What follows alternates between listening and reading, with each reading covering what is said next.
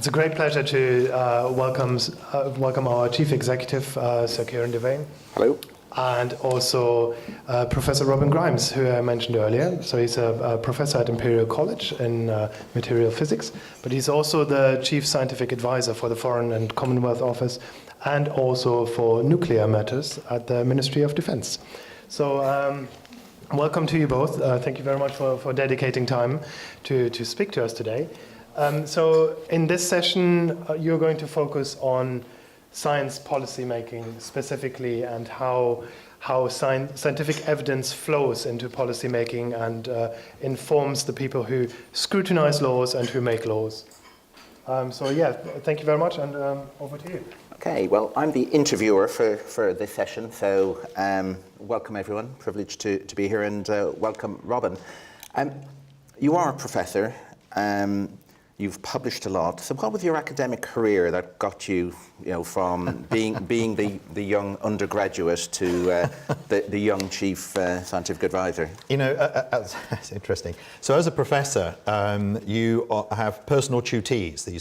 These are undergraduates who you're supposed to take through the process of undergraduate, not specifically about their academic studies, although occasional reminders to do lots of revision when it's coming up to exam time, but to get them to think about what their careers are going to look like and to start thinking about how to structure their careers. And when I have those conversations, I have to say I always feel a complete fraud. And the reason is that I was never very good, honestly, at making strategic long-term decisions. I always just did stuff that was interesting. I did my undergraduate degree because I thought it sounded intriguing and interesting and hard, which was mathematical physics. It was completely the wrong degree for me because actually I really enjoy the practical stuff, so I got it wrong probably there then. And then I saw an advert essentially for a graduate studies in the United States, and I went to the United States. I never ever regret that in the slightest. The idea of being a foreign student was wonderful. I absolutely, and all the work that the British Council does in promoting those sorts of activities, I think is absolutely marvellous. And I've continued to benefit from that. Anyway, I then sort of carried on, got interested, loved publishing. I loved the idea of seeing my name on the top of something that was written. I know, it's a bit pathetic really, but it was just great fun. It really was. And it is true that when you publish work, that it's there forever. It really is, and there's a lot of comments about you're only as good as your last paper and things like that, and it's kind of true actually. Yeah. And so then I went and I joined Imperial College. I did lots of public engagement work just prior to that, which was lots of fun. And I just carried on the normal academic career, but I always found things to do that were interesting and a bit unusual. And if an opportunity came my way, I always just did it anyway, even though, frankly, sometimes I didn't have enough time and it was all a bit of a stretch. So that would be my advice. Right. Always do stuff that you don't have time to do. And what was the title of your favourite paper that you published? Oh my God. What was the title? I know my favourite title, not my favourite paper, my favourite title was Functional Counterpoise Corrections in the Basis Set Superposition Error. Excellent. Okay. We expect questions on that later. We'll ask you. Yeah. Okay, so you moved into this Chief Scientific Advisor role with the Foreign Office initially, and then I think laterally with the MOD as well. Yeah. So who else influences scientific policy in the ecosystem? Yeah. I mean, this is again one of those rather easy questions to answer. Easy questions to ask, very difficult to answer. There is a quick answer, which is it all depends on the issue that we're talking about. So different issues, be they medical, maritime, as we're hearing out there, somebody's obviously trying to gain attention there, all demand different types of input and different types of people will be interested in those issues. I mean, Sky just told you a lot about the way bills pass through Parliament, which I thought was an incredibly fascinating structure. By the way, why don't we teach that to our undergraduates? Well, we probably should. We really should do, shouldn't we? Anyway, so that depends. But I was thinking about that recently, and I realised that my mind's not capable of keeping all of this. So I'm going to just use my crib sheet here, if you'll let me. And I've kind of thought of it in terms of 4 things, actually. The first is there are national issues. I mean, we've just changed our national policy process, and we now have something called UKRI, UK Research and Innovation. So we've taken the innovation issue, the translation of science, into things which are closer to industry needs and new industries and spin-outs and all that sort of stuff. And we've lumped all this together in a new organisation. So that, I mention that particularly because all of this is a work in progress. The UK system is very evolutionary. It's the kind of way I think Britain works in many ways, is that we're constantly tinkering, we're constantly changing and modifying. And actually, I think that's a very good thing. Industry, of course. And you heard about, somebody asked the question, who was it, about lobbying, which I thought was a really good question. One person's suggestion is another person's lobby. Again, you know, as Guy said, it's a really complicated sort of issue. But industry, of course, also bring their own research activities to the table. But they also bring the opportunities for those people doing the research to transition to industry, not only with their ideas, but with their skills. So I think, again, the skill issue becomes an important part of that. You've then got charities, particularly in the medical field. I mean, you think about Cancer UK, for example, which is an enormous charity, which does a staggering amount of research, which influences policy, again. So they talk about that. And then NGOs, everything from Greenpeace, Friends of the Earth, who I deal with sometimes, who I think very, very highly of, bring a particular perspective as well. Academies, things like that. And then finally, the public. I mean, the public, through the media, also have an incredible influence on that kind of policy. So that's the national. Can I go on? Is this all right? Please go on. Yeah. Okay, good. You don't know. Then there's those are formal type of processes. And then there's the formal kind of international processes as well. And I have a list here of sort of treaty organisations. You know, the UN, the International Atomic Energy Agency, the OECD, all of these groups talk to us about science policy and the things, and provide opportunities that we might want to contribute to. In fact, I've just chaired an OECD group on crisis management and how we share understanding between countries in terms of crisis management. We learn through that process. We change our policy as a consequence of what we learn through these international fora. International industry as well. I mean, people like Google have set up research activities here, and then lobby and persuade of particular research interests and excitements that are there. So that's the formal kind of international. Then there are informal processes. You know, these ministers often want to have independent viewpoints. So they will ask through networks of networks for input.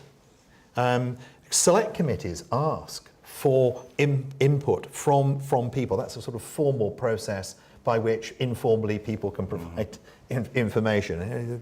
Boundaries blurring all the time. And then international informal as well. And that's the fourth one, it's the last one. And that is because scientists constantly talk to each other internationally anyway. You can't stop them. Obviously you can't stop me either, but you can't stop people wanting to collaborate with whoever it is they feel they want to collaborate with. And through that process and through that international structure, and conferences, I mean, through your own work, those influences then also permeate through into the structure. So the key issue, the key thing, I think, always, is to ensure that mechanisms to gain viewpoints, to gain data, to influence policy are always as open as possible. And of course, changing, open to that change. I told you it was a long answer. So you've got formal and informal, you've Yes. got national and international. Yes, we've got a matrix. Yeah. So you're appointed as Chief Scientific Advisor, the Foreign Secretary has an issue. How do you make sense of this all, and how do you distill it and say, you know, here are the 3 things you need to know, Minister? Yes, yeah, well, okay, so that's a black art, for sure. You know, ministers I have not yet met a minister who wasn't very, very intelligent and had a short attention span because of their everything they do. So I wouldn't say that it took me a while to learn how to do that and to be really distinct and succinct into what you're trying to get across in about half a page at the most. And I must say the civil servants around me in the Foreign Service in particular were crucial for my learning how to write in a manner that ministers would understand and peers, since this one just walked in. How do you get that information quickly to that person who's intelligent but not necessarily informed about that particular issue? So I think the short answer is ask the civil servants for help. And the second thing that I've always tried to do is the private secretaries of the ministers. Again, getting them on side, working through them so that it lands with that minister in the way it needs to. And presumably there are other aspects to the role. It's not just you're an advisor to that minister. Yeah, no, absolutely. So how does your role more broadly work? So I suppose I'll tell you a secret at this point. So no tweeting on this one. And I would say that chief scientists do not make policy. I mean, you have to be really, really clear on that. It is not our job to make policy. What we do is we provide options that people who make policy, ministers in particular, can choose to take forward, can choose to explore more fully, and hopefully some of those ideas, which will then evolve, contribute to that policy process. And so, do you want to ask that just slightly differently? Well, it's just the other aspects, because you mentioned outside you've just been to Taiwan. Yes. Now, the Foreign Secretary wasn't in Taiwan, so you clearly weren't advising him. Foreign Secretary can't go to Taiwan. That's also true. So what brought you there? What are those other dimensions of the role? Right, well, okay. So Taiwan produces something like 75% of the world's silicon. Okay, there we go. I think I've said it really in many ways. So Taiwan is an important technological place. And you'll notice I use the word place there. So Taiwan has this different international structure associated with it. So there are diplomatic difficulties associated with working with Taiwan. Taiwan also produces an incredible proportion of the world's bicycles. I happen to be a cyclist, so I have to say I was quite interested to go and see Giant. You know, and you can't help putting your little bit of yourself into these jobs, I'm afraid. In addition to that, there is an increasing number of Taiwanese students coming in and working with us in the UK. So it is one of, but I was also in Australia the week before, right, and Brazil the week after. Okay. So what makes a great chief scientific advisor? Is it being a great scientist? Is that enough? It's certainly not enough. I'm not. I mean, I'd love to tell you that it's really, really crucial that all chief scientists are great scientists, but the truth is, it's the appreciation for the science broadly. You can't possibly be an expert in all the different areas of science that you are asked to comment upon. So actually, I would say what makes a great chief scientist is access to great people. In other words, it's access to all of those networks of different scientists. And when I use the word science, let me define it quickly with the small s: engineering, science, bioscience, increasingly social science issues, our understanding of the way that societies work and the way that people work and correspond to new ideas and new things, I think is a really exciting thing that's developed over the last 20 years dramatically. So it's those networks. Yeah. So if we imagine an issue, artificial intelligence happens to be one people are talking about now. You know, obviously you're chief scientific advisor, you know, with the Foreign Office, but there's a chief government scientist, and then you know, the Department of Trade will have some scientific advice. How does the machinery across government work, so that you don't end up with 5 chief scientific advisors, all with 5 different options and viewpoints? Yes, very important that. So this is another example of a network. Most of the government departments in the UK have a chief scientist. And we get together tomorrow morning, actually, at 7:45. We will be having breakfast, as we do nearly every Wednesday morning. At that point, we will talk about the issues that are on the minds of our ministers at that particular juncture, how we can support and help each other. Remember, some of those are great scientists and will understand issues that I have need of understanding to explain to my minister, or they may have that right network that I don't have access to. Volcanoes was something that came up, and one of them knew about volcanoes. Right. Actually, I didn't know they knew about volcanoes, so it was a good job I asked the question. But you can see that it is a network, and it's about talking to each other. And the government chief scientific advisor is the sort of person who helps facilitate those activities and conversations through something called the Government Office of Science, which has the terrible acronym of Go Science. Oh, very good. The governments and acronyms. Yes. So it's often said in many places that there aren't enough scientists or engineers or experts involved in policy making. Is that right? If so, is that our issue? Because I'm an engineer. Is it that we don't engage as a profession and scientists don't? Yeah. Actually, I was in Birmingham University last week. I gave a talk in their new formal Thinkers series on science diplomacy, and someone actually asked me the question, and they put it to me like this. They said, don't you think, which you always know you're in trouble when someone says don't you think, that it is outrageous that only 6 of our MPs have science or engineering backgrounds? Now, first of all, I wasn't actually sure it was 6 or not, but I know it's not a great number. And I completely alienated half the audience by saying, no, I don't think that is a particularly significant issue. And it goes back to that bit at the beginning of is it enough to be a great scientist to be a good chief scientific advisor? And the answer is no. And it's, do you have to be a scientist to be a great MP? Well, no, obviously not. And what you need to do, however, I would say, is have an appreciation as to why science matters, why engineering matters, and how it matters, and to support it in a myriad of different ways.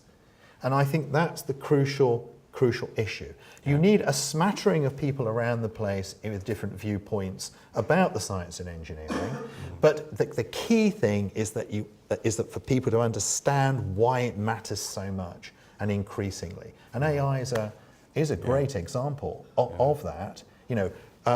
Do we need a bunch of our MPs to be experts in AI? Well, that would be ridiculous. You couldn't possibly arrange for that. Do we need them to start asking difficult questions about how it's going to impact on our society, how it's going to impact on the future of work, the future of employment, the future of medicine and care with an aging society, long list. Yeah.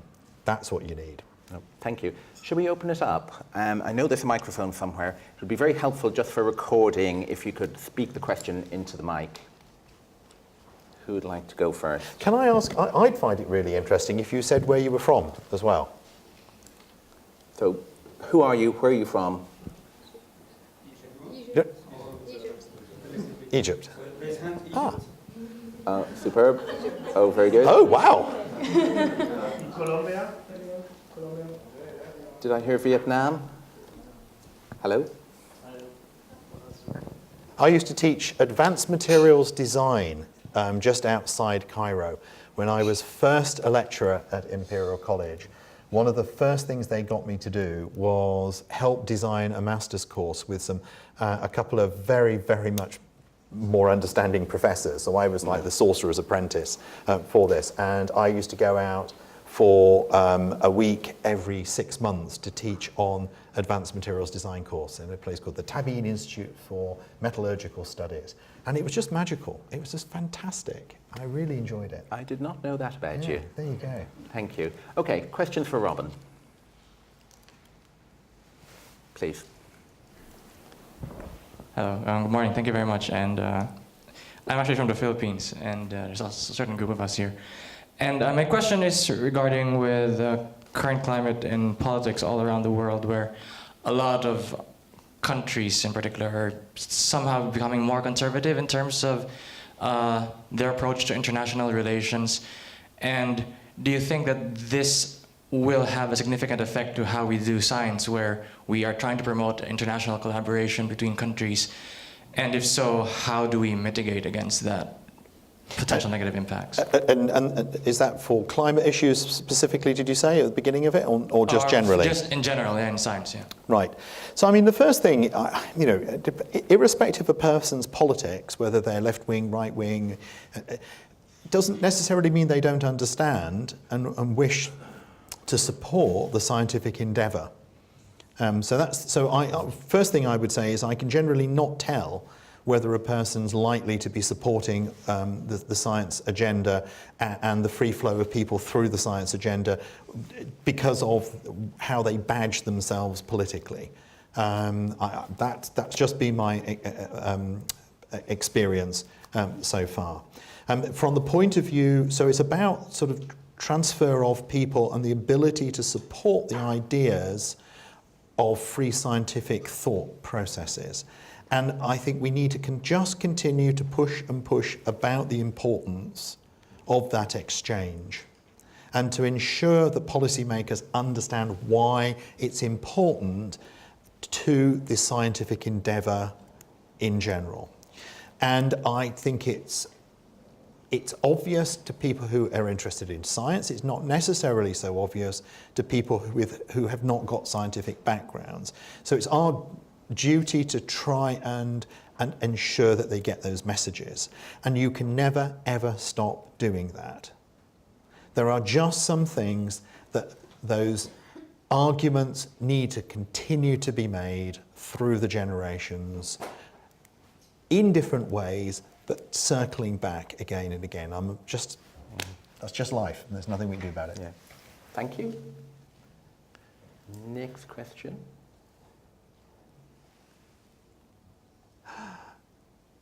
Please. Hello, my name is Diana Rai. I am from Egypt. Okay. I'm asking about policies for supporting startups which focus on technology and technology production, which solve a common problem which we face all over the world. Thank you. You're absolutely right, and the UK is a place that is very famous for having scientific ideas, and very famous for not being very good at translating them into products traditionally. And so we have changed the structures of how we fund research over the last decade or so to try and encourage the progression of those ideas towards an industry, I'm talking industry broadly, like structure, which is one part of the issue. Another issue is to try and create methods that you have access to the right sort of finance to support the development, because it's a very expensive thing to do. Having the original idea is relatively cheap compared with the process of taking it forward to a production, for example. But the third thing is you've also got to have the people who are not only have the skills to help you progress that idea, and often that's a very international process again, but also people who are predisposed to want to progress those sorts of ideas. In other words, teaching early in people's lives the excitement of not just having the science idea, but that progression. And again, in the UK, we learnt about famous scientists at school, Marie Curie, in the lab, late at night, in discovering these fantastic things. But I don't think we ever learned about the person who then developed the products associated with her ideas and created the radioisotopes that cured cancer as a consequence. Somehow or other that bit wasn't there, and we needed to have dealt with that. Now often this is called, the problems associated with translation is called the valley of death. That there is this ideas and then nothing much happens in it, and only a few are able to translate across this. I think that's actually rather a naive, linear type of way of thinking about it. And there are a series of challenges that need to be overcome, and they're slightly different depending on the challenge. You can see this is something I actually have thought about quite a lot. So the UK hasn't got it right yet. It is a work in progress, like so much else, but I think we've at least understood the key issues that other countries, and we've learnt very much from other countries who have thought about this and progressed this, perhaps at different aspects of this better. Thank you very much. Please. I have a question. I'm curious to know Oh, yeah. what is more influenced by the other, whether the policy is more influenced by the science or the other way around, yeah. Maybe on the national level and most importantly on the international level as well. Yeah, so this is very much this sort of issue of push and pull. And of course the answer is, first of all, it depends on the issue you're talking about, and sometimes there's more push, sometimes there's more pull. So for example, government may decide that it's really, really important for us to do more work on AI. They've got the message that this is going to have an effect on society, so they will make more money available. Academics in particular, but researchers more generally, of course, often will follow the money, and they'll go, we'll work on this because there's lots of funding and it's easier to get funding. So you're absolutely right. Sometimes the government will push people to do more in one particular area, but it's really important to ensure that you also have that baseline opportunity for people to follow their ideas and thoughts and to invent new things that weren't necessarily expected. And my classic example of that, by the way, is, I don't know whether any of you ever heard of neodymium ion boron. So neodymium ion boron, most of you have got use of that. It's an incredibly strong little magnets, the rare earth magnets. So this was a revolution, incredible revolution that nobody ever hears about. And it totally transformed electronic and electrical components. These cameras will have them in, absolutely for sure. Whereas you've all heard about graphene, right? Which there aren't actually really products yet. And you've all heard of high temperature superconductors, probably, which were going to revolutionize the world and amazing things, but didn't, because the technology was just to translate it. It was just too hard. There are some products. I think it's fascinating that we still don't always see what's the really important part of it. Thank you. Please. Hello, I'm Shaima from Egypt, in third year PhD student. I'm just asking, I don't know whether it's more related to our talk today, but it's very important. I'm curious to know about it. You know that England have been get out of European Union. I have heard that. Brexit, yes. the Brexit. So how far does this affect on the science policy in England? And you know, many graduated students and genius scientists are very afraid to work and to have a great opportunity here in England because of this harsh system. So they are think about it very times, and they are thinking to go out of to other European countries. So how far does this affect on the? This is what is known as a career-limiting question. Okay, so I'm going to answer that in about three different sorts of ways. The first one I'm going to say to you is that scientists will always find ways to work with each other anyway, irrespective of who tells them what they can do and what they can't do, because they are. There's a phrase in English called bloody minded, and they will just do what they want. Thank you very much, and won't have anybody tell them. So many of my colleagues I know will carry on regardless of any government decisions about higher political issues. So that's the first thing. And they will always find ways to ensure that research continues. So this is not a question of things sort of going like that. But what might happen is there's a change in the slope of how much work is done with our colleagues in the rest of Europe as a consequence of that. So what we are doing at the moment is trying to go on a journey of ensuring that the processes and protocols are there to ensure, to allow, to facilitate the continued collaboration between scientists in the rest of Europe and the UK. And, you know, when you look at where we were after the vote occurred and where we are now in terms of our negotiations and our discussions about, you know, FP9, about European Science Foundation, about people and movements and things like that, I'd say we're on a journey. And if I was to, if you were my colleagues who are concerned about this, I'd say, hang in there and continue on this journey with us. And I think personally, we will get to where we need to get to. I'm an optimist, I know, but nevertheless, I think the indications are that this is how things are changing. Yeah. Do you want to? Yeah, just to add, I think there are three areas where we see a lot of consensus, not only across the UK, but across the other member states of the European Union as well. One is science, one is education, and one is the arts.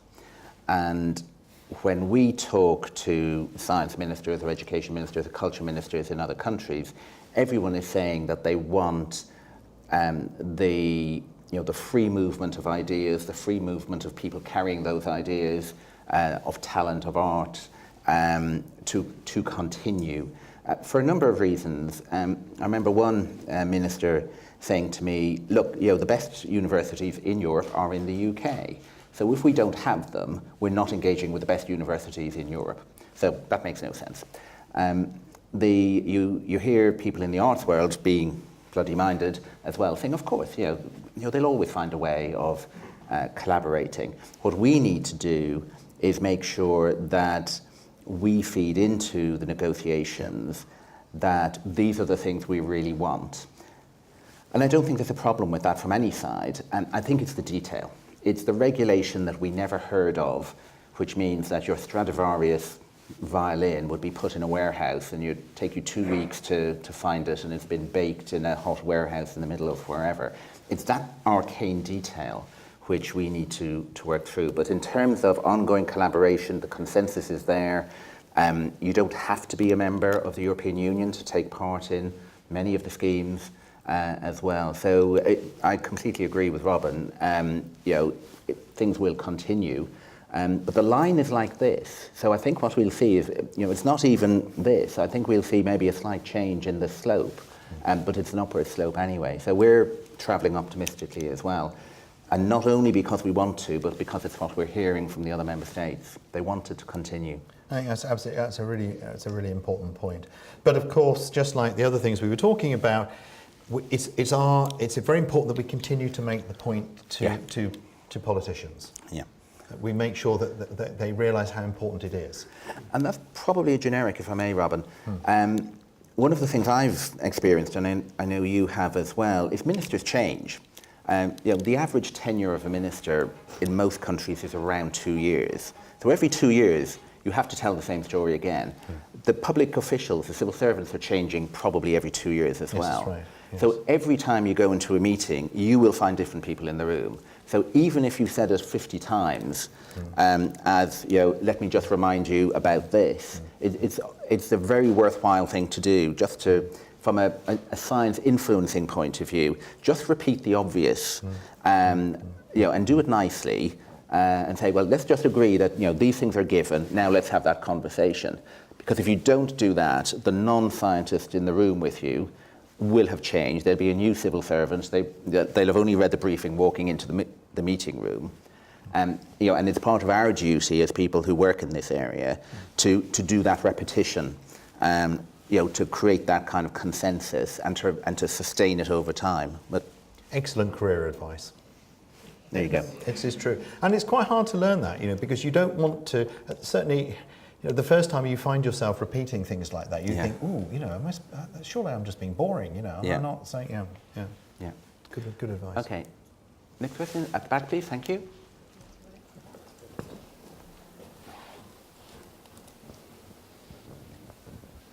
Good morning, Professor. I'm Kevin from the Philippines. What was the law or policy that you have initiated as the Chief Scientific Advisor that gave the biggest impact in the British society? Okay, so remember that it is not the job of a chief scientist to make policy. So I have been trying to support the progression of science within the Foreign Service to be of significance to our ministers. We have the Foreign Secretary, but we also have a series of ministers, junior ministers as well. So what I've tried to do over the last few years is to get the ministers to engage in a scientific activity as they travel internationally, to make this a normal thing for them to do, so that they build up a repertoire of understanding and interest in science. Actually, some of our junior ministers can last a little longer, That's true. Interestingly, and sort of to try and concentrate on building up their interests, and thus they can then go and support you in maintaining the activities. So, for example, the Newton Fund. Yeah. So the Newton Fund is something that we share, which is and the Philippines is part of that. Egypt is part of that, and this is a collaboration of equal partners. Our international partner and ourselves put the same amount of money into projects which focus on the alleviation of poverty broadly, not necessarily in the partner country, but probably in the region as well. So trying to get our ministers to support that kind of activity, get our ministers to support the activities of the Science and Innovation Network, which again are Science and Innovation, are science attaches. So I guess my contribution has been to sort of normalise and integrate the science activity into the DNA, to use the science analogy. See what I was doing there? I did. Into not the bad for a material scientist. Not bad. Into the DNA of the Foreign Service. That's what I've really tried to do. Thank you. One more question, gentlemen again. Second bite. Is there anybody else? Last question. All right, thank you. This is a bit more personal question, I guess. But I guess for most of us here in this room, after we finish our PhDs or we go back to our own countries, we will try to pursue our academic careers, obviously, and seeking tenure and all that stuff. As someone who's done a transition from a more academic position and now was more involved in terms of the policy side of things, what do you have any advice of how do you balance establishing yourself as an academic and then eventually trying to do stuff that will help improve how science is done or how science is used in policymaking in our own countries? So I guess this goes back to sort of the original question of how did I get to where I am now? And I would say that what I've always tried to do is do things that are interesting, that broaden my horizons and experience. So one thing I did, for example, is I volunteered or I applied to be the specialist advisor to the House of Lords Science and Technology Select Committee. And I can see some people in the back of the room with whom I was their specialist advisor. And that's an example of something that was a little bit different. I learned from them about the way the House of Lords worked specifically and saw them in action. I learned about the select committee process, which is part of, as you heard from Sky, the processes that occur here. And I guess that led me to be interested in contributing more to the policy issues broadly. And then frankly what happens, I'm a nuclear expert and Fukushima occurred and I found myself in the throes of helping government in a crisis with respect to Fukushima. And again, that led me further forward. But always, as I said to you right at the beginning, it's about seeing opportunities and having a go, even if you don't have enough time to do them properly.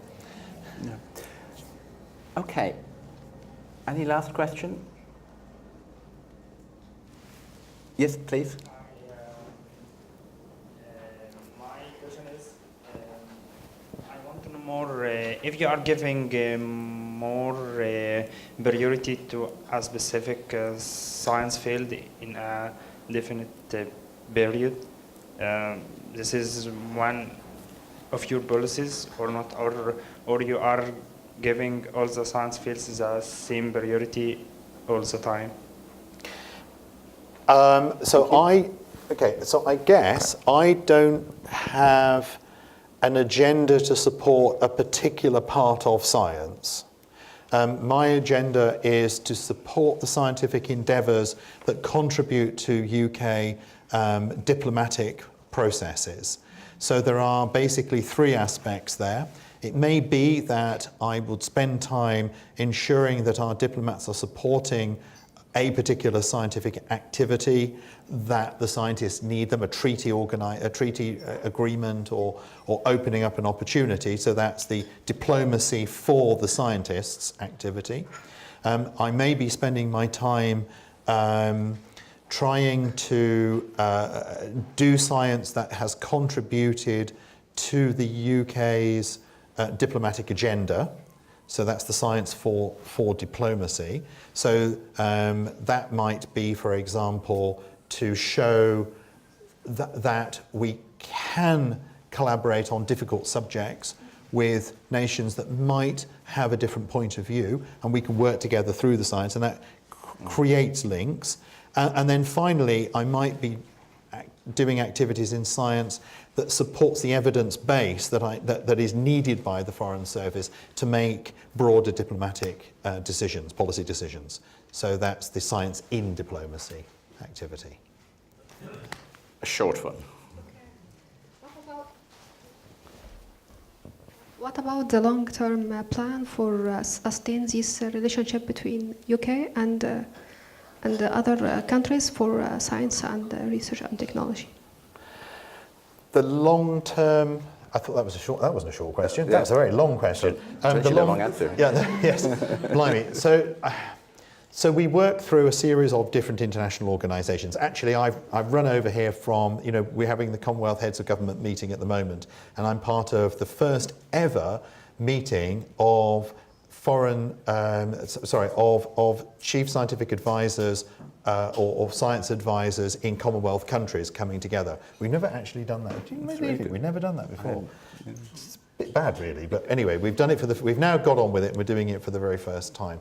So I think we are thinking about the long term, but I think perhaps at the back of your question is the issue of, do we not often get caught up in short-term, immediate things in terms of trying to understand the science issues? And you are, of course, absolutely right, and we've got to continue to remind ourselves all the time to make sure that we also keep our eyes on the horizon and think more long-term, and not just be caught up in the moment all the time, which is easier said than done.